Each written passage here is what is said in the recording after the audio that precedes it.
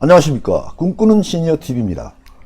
10월에도 근로기준법이 새롭게 개정 시행되는 내용이 있었는데요. 11월 19일부터 또 근로기준법이 개정 시행됩니다.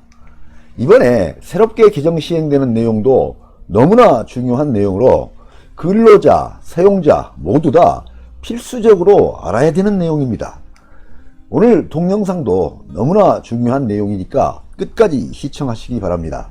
새롭게 시행되는 근로기준법 주요 내용을 보게 되면 5가지로 구분할 수 있는데요.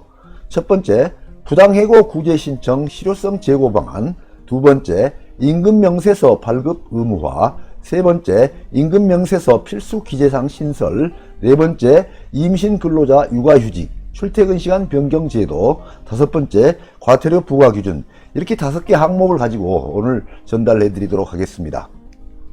첫 번째, 부당해고 구제 신청 실효성 제고 방안인데요. 부당해고란 정당한 이유 없는 해고를 말하는데요. 사용자가 근로자를 정당한 이유 없이 해고하는 경우 근로자는 노동위원회에 구제를 신청할 수 있습니다. 근로기준법에 의하면 사용자가 근로자를 해고하고자 할 때에는 해고 시에 해고 사유와 해고 시기를 서면으로 사전에 미리 통보하여야 합니다. 이러한 절차를 무시하고 사용자가 일방적으로 해고를 통보하는 경우에는 법률 위반 사항이 되는 것입니다. 이런 경우 근로자는 노동위원회에 부당해고 구제 신청을 할 수 있는데요. 구제 신청 대상 사건은 다음과 같습니다. 부당해고 구제 신청 대상 사건입니다. 근로기준법에서 정하고 있는데요. 해고가 정당한 사유 없이 이루어진 경우, 경영상 이유에 의한 해고 제한 요건을 갖추지 않은 경우, 근로기준법 남녀 고용평등과 이일 가정 양립 지원에 관한 법률, 노동조합 및 노동관계조정법 등에서 정하고 있는 특정한 해고 금지 사유를 위반하여 해고한 경우, 해고할 만한 사유가 아님에도 징계 양정을 과도하게 하여 해고한 경우, 법령 또는 단체협약, 취업규칙에서 정한 해고 절차를 위반하여 해고한 경우, 해고할 수 없는 시기에 해고한 경우 등을 규정하고 있습니다. 그리고 부당해고 구제 신청 대상이 되는지 여부는 중앙노동위원회에서 안내받을 수 있습니다. 참고하시기 바랍니다. 또한 노동위원회는 근로계약의 만료, 정년의 도래 등으로 근로자가 원직 복직이 불가능한 경우에도 구제 명령이나 기각 결정을 하도록 하고, 부당해고 시에는 해고 기간 동안 받을 수 있었던 임금 상당액에 해당하는 금품을 근로자에게 지급하도록 하였습니다. 그뿐만 아니라 노동위원회 구제 명령을 이행하지 아니할 경우에는 사용자에게 부과하는 이행강제금 한도를 2천만원에서 3천만원으로 상향하였습니다. 2021년 11월 19일부터 시행하는 이행강제금 부과 기준입니다. 정당한 이유 없는 해고에 대한 구제 명령을 이행하지 아니한 자 500만원 이상 3천만원 이하의 이행강제금을 부과할 수 있습니다. 정당한 이유 없는 휴직, 정직에 대한 구제 명령을 이행하지 아니한 자 250만원 이상 1,500만원 이하, 정당한 이유 없는 전직, 감봉에 대한 구제 명령을 이행하지 아니한 자 200만원 이상 750만원 이하, 정당한 이유 없는 그 밖의 징벌에 대한 구제 명령을 이행하지 아니한 자 100만원 이상 750만원 이하의 이행강제금을 부과할 수 있도록 하였습니다. 그렇다면 부당해고 구제 신청은 어떻게 할까요?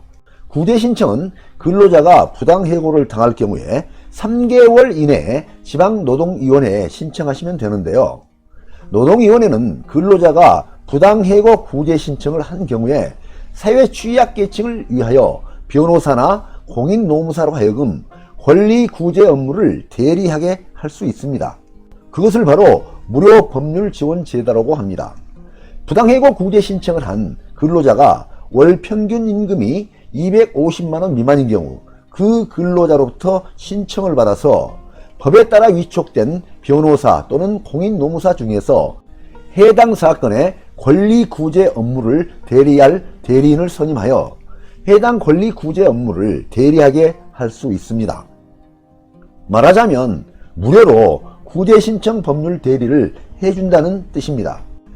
이와 관련된 문의는 고용노동부 근로기준정책과로 하시면 됩니다. 참고하시기 바랍니다. 두 번째, 임금명세서 발급 의무화인데요. 2021년 11월 19일부터 사용자는 근로자에게 임금명세서를 의무적으로 교부해 주어야 합니다. 임금명세서에는 꼭 들어가야 하는 내용이 있는데요. 성명, 생년월일, 사원번호 등 근로자를 특정할 수 있는 정보, 임금지급일, 임금총액, 기본급, 수당, 상여금, 성과금 등 임금의 구성 항목별 금액, 출근일수, 근로시간 수 등에 따라 달라지는 임금의 구성 항목별 계산 방법, 임금의 일부를 공제한 경우 공제 항목별 금액과 총액 등 공제 내역을 꼭 기재를 해야 합니다. 교부하는 방법은 서면, 문자 메시지, 이메일, 모바일 메신저 등 다양한 방법으로 할 수 있고 특정된 서식이 따로 있는 것은 아닙니다. 이와 같이 11월 19일부터는 근로자에게 임금명세서를 의무적으로 교부하도록 변경됩니다. 기존에는 급여 대장만 작성하면 됐고 임금명세서 교부 의무는 없었습니다. 개정된 내용은 기존에 포함되지 않은 5인 미만 사업장까지도 근로자에게 필수 기재사항이 포함된 임금명세서를 의무적으로 교부해야 합니다. 세 번째, 임금명세서 필수 기재사항 신설 내용을 보겠습니다. 근로기준법 개정에 따라서 11월 19일부터 사용자는 근로자에게 임금을 지급할 때 임금명세서를 교부하여야 하고, 임금명세서에는 법에서 위임한 임금의 구성 항목, 계산 방법, 공제 내역 등 다음과 같은 필수적인 사항을 기재해야 합니다. 임금명세서 필수 기재사항입니다. 성명, 생년월일, 사원번호 등 근로자를 특정할 수 있는 정보, 임금지급일, 근로일수, 임금총액, 총근로시간수, 연장근로, 야간근로 또는 휴일 근무를 시킨 경우에는 그 시간수, 기본급, 각종 수당, 상여금, 성과금, 그 밖의 임금의 항목별 금액, 임금의 각 항목별 계산 방법 등 임금 총액을 계산하는 데 필요한 사항, 공제 항목별 금액과 총액, 이런 내용이 임금명세서 필수 기재사항입니다. 한편 일용 근로자의 경우에는 생년월일, 사원번호 등 근로자를 특정할 수 있는 정보를 기재하지 않을 수 있고, 근로시간 규정이 적용되지 않는 4인 이하 사업장의 근로자 또는 근로기준법 제63조에 따른 근로자에 대해서는 연장, 야간, 휴일 근로시간 수를 기재하지 않을 수 있도록 했습니다. 참고사항으로 근로기준법 제63조에서 정하고 있는 적용제외사항하고 근로기준법 시행령 제34조의 적용제외 근로자 내용은 정지 화면으로 확인하시기 바랍니다. 네 번째, 임신 근로자 육아휴직, 출퇴근시간 변경 제도 관련입니다. 11월 19일부터 임신 중인 예비엄마는 더 맘 편히 일할 수 있도록 임신 중 육아휴직이 가능해지고 임신 중 출퇴근시간 변경이 가능해집니다. 임신 중 산모와 태아의 건강을 위해 휴직이 필요하지만 사용하지 못한 경우에, 그런 경우에 있으셨던 분들에게는 많은 도움이 될 것으로 예상이 됩니다. 기존에는 육아휴직 제도를 8세 이하의 자녀 양육을 위해서만 사용할 수 있고, 임신 중인 근로자가 휴직이 필요한 경우에는 한계가 있었습니다. 하지만 이제부터는 임신 중인 근로자도 육아휴직을 사용할 수 있게 됩니다. 물론 육아휴직 급여도 함께 받을 수 있게 됩니다. 11월 19일부터 개정되는 근로기준법에서는 임신 중인 근로자가 일일 소정의 근로시간을 유지하면서 업무의 시작 및 종료 시각 변경을 신청하는 경우에는 사용자는 이를 허용해야 합니다.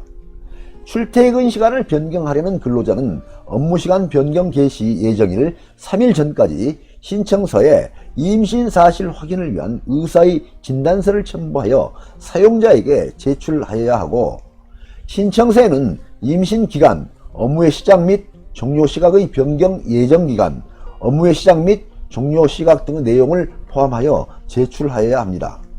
다만 대통령령에서는 업무시각 변경 허용 예외 사유를 규정하고 있는데요. 업무시각 변경 허용 예외 사유는 정상적인 사업 운영에 중대한 지장을 초래하는 경우, 임신 근로자의 안전 및 건강을 현저히 해할 우려가 있는 경우로 정하고 있습니다. 다섯 번째, 과태료 부과 기준입니다. 임금명세서 교부 의무를 위반한 경우에는 과태료를 부과하는데요.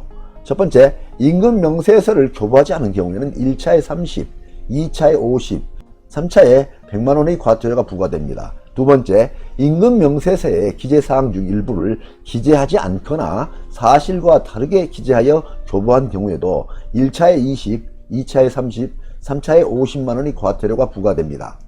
다음은 임신 근로자의 업무 시각 변경을 허용하지 않은 경우에도 과태료가 부과되는데요. 1차에 500, 2차에 500, 3차에 500이라는 굉장히 많은 과태료가 부과됩니다. 네, 오늘은 11월 19일부터 변경 시행되는 근로기준법에 관한 내용을 살펴보았습니다. 많은 도움이 되시길 바랍니다. 항상 건강과 행복이 함께 하시기를 기원드립니다. 끝까지 경청해 주셔서 감사합니다.